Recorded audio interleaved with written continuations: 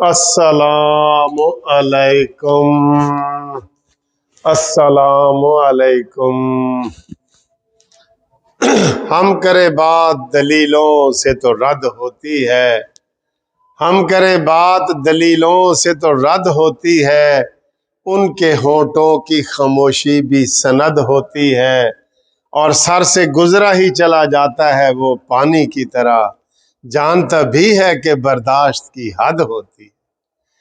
और इमरान खान दी मंजी ठुक गई लंदन दे विच। तुहानू पता है लंदन दे विच इमरान खान दी मंजी ठुक गई।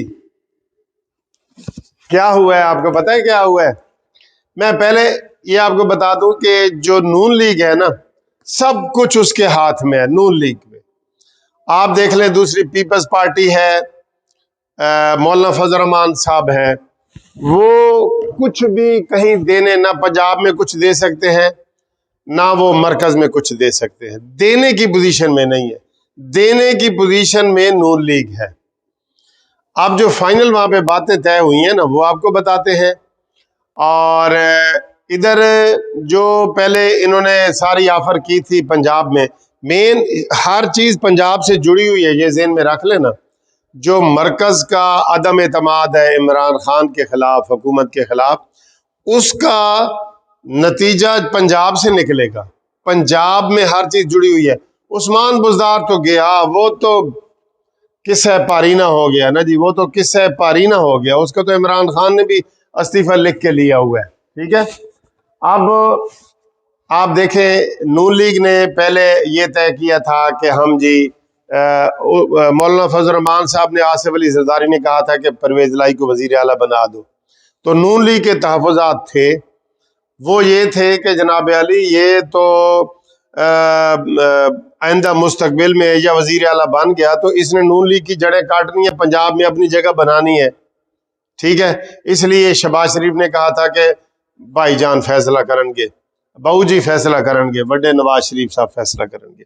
तो उन्होंने यही फैसला किया कि नहीं, पंजाब में इनको नहीं। तो फिर इमरान खान ने उनको ऑफर की कि जनाब वजीर आला बन जाओ। लेकिन इसी दौरान अलीम खान का ग्रुप निकल आया, 40 बंदों का ग्रुप निकल आया। बल्ले बल्ले सारा कुछ पासा ही पलट गया ना, हर चीज का।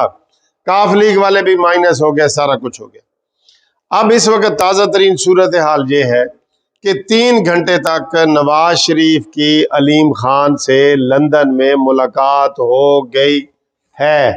ये है ब्रेकिंग न्यूज़। उसमें इसाक डार भी शामिल थे और भी 2-3 बंदे शामिल थे, जिसने सारा कुछ तय कर लिया और ये तय किया कि जनाब अब आइंदा का क्या लाए अमल होगा। आइंदा जो खबरें मैं आपको बता रहा हूँ ना, वो ये बता रहा हूँ कि जो ही इमरान खान के खिलाफ पीटीआई के लोग वोट देंगे, अलीम खान और जंगी तरीन ग्रुप के, और उस्मान बुज़दार के खिलाफ अलीम खान और उसके ग्रुप के लोग वोट देंगे, वो डी सीट हो जाएंगे, नाअहल नहीं होंगे। ये ज़हन में रख लेना, ये नाअहल नहीं होंगे, वो डी सीट कैसे होंगे, उसका भी रेफरेंस इलेक्शन कमीशन को भेजा जाएगा। इलेक्शन कमीशन टाइम लेगा, वो 6 महीने लग जाएंगे। इसी दौरान नए इलेक्शन भी आ जाएंगे। अब पंजाब में जितने एमएनए हैं पीटीआई के, जितने एमपी हैं पीटीआई के, वो सब के सब नून लीग का टिकट मांग रहे हैं। उन्हें पता है 4 साल ये पूरे हो चुके हैं, 6 महीने और वो एज ए एमएनए एमपी रहेंगे। इलेक्शन कमीशन उनको डी सीट कर देगा और फिर वो अगले इलेक्शन में ज़ाहिर आएंगे। तो वो पंजाब में सबको पता है, जितने ज़िमनी इलेक्शन हुए हैं, नून लीग नंबर 1 पे है, थी और है। ठीक है जी। अब ये तय हुआ है, अंडरग्राउंड जो तय हुआ है कि नवाज शरीफ साहब अलीम खान को वजीर आला बनाने पे रजामंद हो गए हैं। और इनके साथ जितने लोग हैं, जितने, वो सारे के सारे नून लीग के टिकट पे इलेक्शन लड़ना चाहते हैं। तो जब ये सूरत हाल होगी, अलीम खान भी नून लीग के टिकट पे आना चाहता है, और ये बड़ी कुर्बानी है नून लीग की, ये बड़ी कुर्बानी है, मैं बता रहा हूं आपको। तो इसलिए तो इनको उबाल पर लगे हुए हैं ये इमरान खान और ये जो शाह महमूद कुरैशी, शेख रशीद, ये मुर्गे बिस्मिल की तरह तड़प रहे हैं। ये ऐसे तड़प रहे हैं जैसे पानी के बगैर मछली तड़पती है ना, ये ऐसे तड़प रहे हैं मुर्गे बिस्मिल की तरह। ठीक है, तो अगर अलीम खान बकायदा मुस्लिम लीग नून में शामिल होना चाहता है, पीटीआई के जो रुकन है वो डी सीट होने के बाद नून लीग के टिकट पे इलेक्शन लड़ना चाहते हैं, कोई 1 रुपया नहीं देना पड़ रहा, कुछ नहीं करना पड़ रहा, तो वो बिल्कुल ठीक है, उनका आंदा का 5 साल भी सिक्योर हो जाएगा। और अलीम खान के साथ ये तय हो गया कि जनाब जो ही तुम वजीर आला का हलफ लोगे उसके बाद असम्बली हम तोड़ देंगे, इलेक्शन बनाएंगे। परवेज इलाही इस बात पे भी नहीं मान रहा था, वो कह रहा था मैं 1.5 साल तक जो है ना वो रहना चाहता हूँ वजीर आला। जब वो 1.5 साल तक रहे ना, वो नून लीग की जड़ें ऐसे काट देगा कैंची से, मैं आपको बता रहा हूं। जबकि अलीम खान तो नून लीग में शामिल हो रहे हैं ना, ये बात है। या तो परवेज इलाही नून लीग में शामिल हो रहा हो, तो नून लीग का जो अलीम खान के साथ सौदा हो रहा है वो बेस्ट है, हम इसको अप्रूव करते हैं, इसको जनाब वाइज डिसीजन कहते हैं, ये अक्लमंदी वाला फैसला हो रहा है। ठीक है, अब एमएनए भी है इसमें, आप कम अज कम एमएनए, चले हम बढ़ाते नहीं है, तो जहांगीर तरीन के ये मिला के 24 एमएनए बनते हैं, आप 20 कर लें यार, 20 कर लें। ठीक है, तो इनको चाहिए कितने, 10 चाहिए, 10 फिर भी फालतू है। अब ये करें, ये जनाब आप क्या कर सकते हैं। अब ये तो हो गया काफ अलीम खान का, और इसका जनाब जहांगीर तरीन का ग्रुप के आने से मरकज में भी तब्दीली आएगी और सूबे में भी आ जाएगी, फाइनल हो गया ना। अब ये कि क्या करें, क्योंकि आगे हुकूमत भी कह रही है कि हम पीटीआई के अरकान को असम्बलियों में नहीं आने देंगे, तो अब ये करें नून लीग वाले ये करें कि काफ लीग वालों के साथ ताउन का वादा करें, क्या कि तुम्हें जी डिप्टी स्पीकर बना दिया जाएगा, या चले ये स्पीकर का ओहदा तुम्हें रहने दिया जाएगा। ये चीज वो कर सकते हैं, ये इतनी खतरनाक नहीं है। ठीक है, और इसी तरीके से मरकज में तो आपको पता है, ये एक बात मैं और अंदर की बात आपको बता दूं, ये तय हुई है, तभी तो पीपल्स पार्टी मानी है कि सदर जी साडा होना चाहिए, क्योंकि फौरी तौर पे आरिफ अलवी को भी तो फारिग किए कर रहे हैं ना, तो ये मान गए इसके ऊपर अभी ये माने हैं कि मौलाना फजल रहमान साहब या पीपल्स पार्टी को पाकिस्तान का सदर की सीट दे दी जाएगी।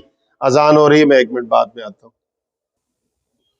अच्छा जी, अजान खत्म हो गई है, तो अब मैं आपको ये बात बता रहा हूं कि ये सदर का जो होता है वो मौलाना फजल रहमान या पीपल्स पार्टी रखेंगे। मरकज में ये डील हुई है ताकि वो इकट्ठे रहे ना, उनको भी कुछ चाहिए।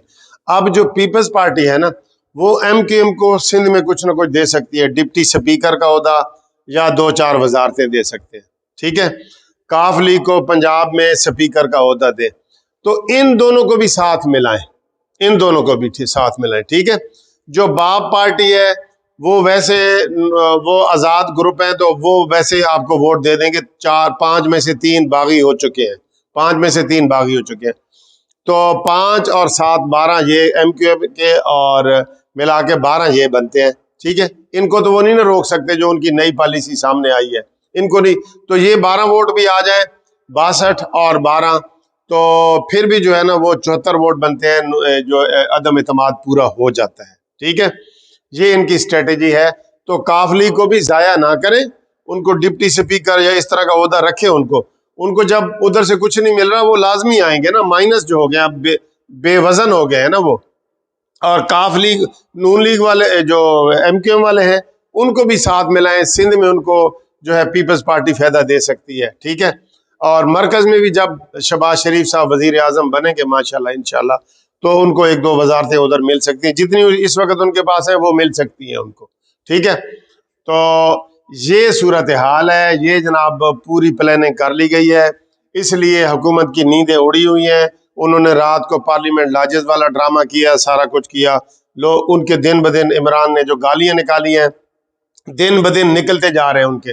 अब ये काफ लीग वाले और एमक्यूएम वाले खुल के प्रेस कॉन्फ्रेंस करें, तब इनके साथ आप वादा करें, कोई खुल के प्रेस कॉन्फ्रेंस करें कि जी हम आपके साथ हैं, इनके ऊपर कोई डिफेक्शन क्लास भी नहीं लगती।